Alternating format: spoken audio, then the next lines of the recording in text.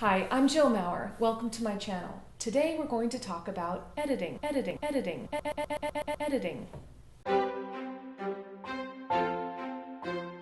So today we're talking about editing. And editing is a positive word. A lot of people have a negative association with editing. And they think of it as I'm being edited, I'm being limited, I'm being cut down or cut back in some way. And editing is actually very, very freeing. It allows you to be more creative and more free in the design process. So for example, when I sit down to do a video, if the video says 9 minutes and 58 seconds, I didn't sit down for 9 minutes and 58 seconds and do everything perfectly. I think the blooper reel cleared that up, right? I know when I sit down in this chair to talk to you, I know that I'm going to be able to edit what I've said. I don't have to sit down and make sure that everything I say is perfect. I have the freedom to explore things, try different things, try another topic, just really get out there some crazy ideas and see whether they fit and whether I like them. It frees me to be able to experiment and try different things. That's also true in my jewelry design. I will start with some wacky, crazy ideas, and some of them work, some of them don't. And even if they don't work, there might be an element of it that works. But that way, when I'm editing down, I'm getting the purest. I've let my mind be free and go kind of grab all of the ideas I have and gone places I didn't even realize I was going to go. And then I can look at that all and say, okay, what do I want to keep? What represents the best of me? What represents what I have that is best? It's similar to distilling. So we're going to get rid of the water, or just get rid of the fluff and get to the essence of what it is that I want to say here, be it in a video or in jewelry. So there are entire areas of art that are nothing but editing. They are nothing but editing. A sculptor, for example, starts with a block of stone, and they are cutting away, they're editing out pieces of that stone in order to create the beautiful figure that they create. So why is it that editing is so difficult for people, or what is the fear about editing? Well, a lot of people say, I worked really hard on that. I could sit in this chair and go, well, I sat in this chair for an hour, really, and all we got was 10 minutes of video.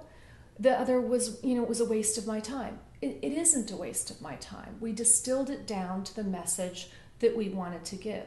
This is true in the jewelry design that I do. I learned something from everything that I did. I got an idea out there, and even if I don't use it now, I might use a part of it later, even if it's just the idea of a clasp or the idea of a shape or a form.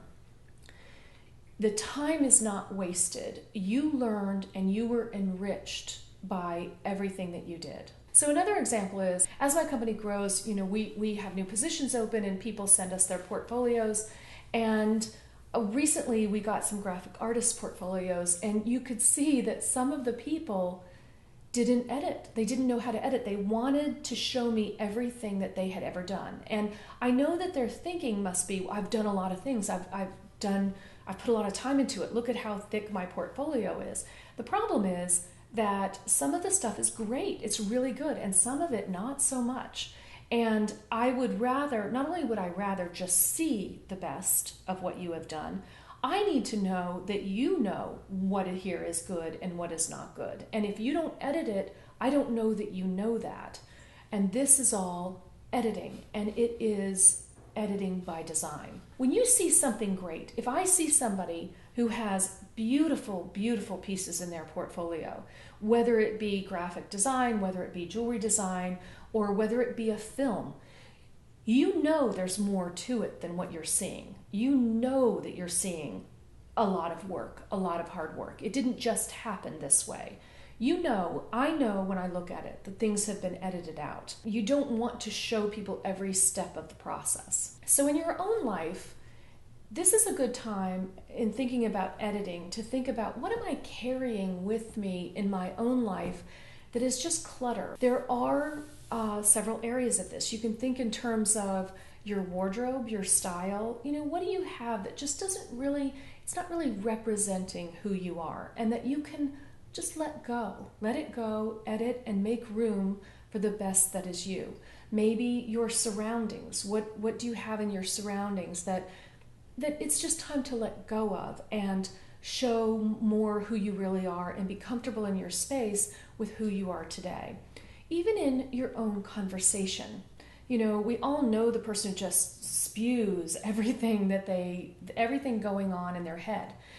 Edit, and just allowing that space, that a little bit of space in a conversation where you can think and where you can be more purposeful with what it is that you have to say. And your time. You can edit your time. What are you doing that no longer serves you? What are you doing that doesn't make sense for you to be doing and is cluttering up your calendar or your day and your time, where you can't do what you really want to do and what nourishes you, even if that is edited white space, even if that's just rest.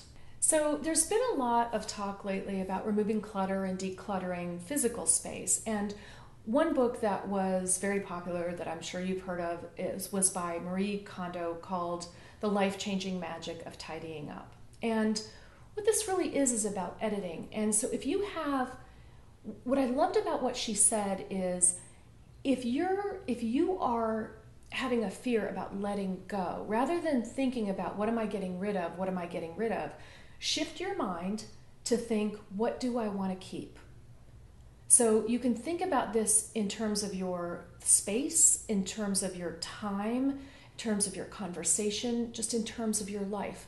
What do I want to keep? What are the best things that I want to keep and that I want to show and display, and let the others fall away?